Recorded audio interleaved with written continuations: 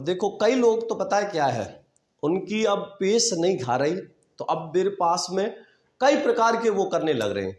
कई लोग ने खूब दबाव बनाया है, खूब कोशिश में लगे हुए हैं कैसे भी करके सहदेव चौधरी को रोका जाए, नहीं तो ये हिंदी में अपना इतना वर्चस्व फैला देगा कि हिंदी में इसके अलावा कोई दूसरा होगा ही नहीं। लेकिन जो भी ये अगर कोशिश में लगे हुए हैं कि सहदेव चौधरी को के वर्चस्व को कम करने के लिए, तो वो इस दिमाग में गलत फहमी को निकाल देना, क्योंकि मैं जब आगे पैर बढ़ाता हूँ पीछे मुड़ के नहीं देखता। और ये भी ध्यान रख लेना कि मेरे पास ताकत विद्यार्थियों की है। मैं जितना सरल और उस स्वभाव का हूँ, उतना मैं गर्म मिजाज का भी हूँ। मैं एक अध्यापक की गरिमा भी रखता हूँ और मैं एक अपनी गरिमा भी रखता हूँ। मैं जिस परिवार से बिलोंग करता हूँ, ध्यान रखना कोई हल्का परिवार नहीं है। मेरे नाना विधायक रहे, मामा प्रधान है, और मैं एक बहुत ही अच्छे परिवार से बिलोंग करता हूँ।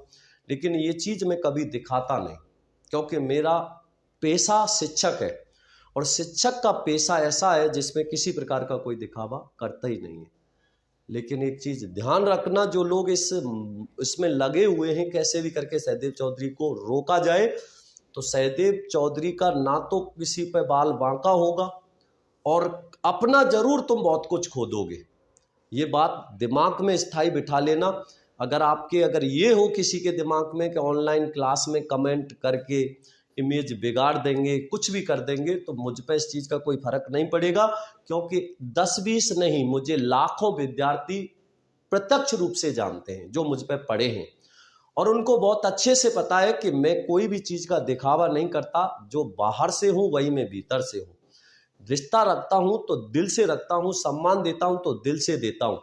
तो ये बात दिमाग से निकाल देना कि आप मेरा किसी भी काम में रुकावट पैदा कर दोगे।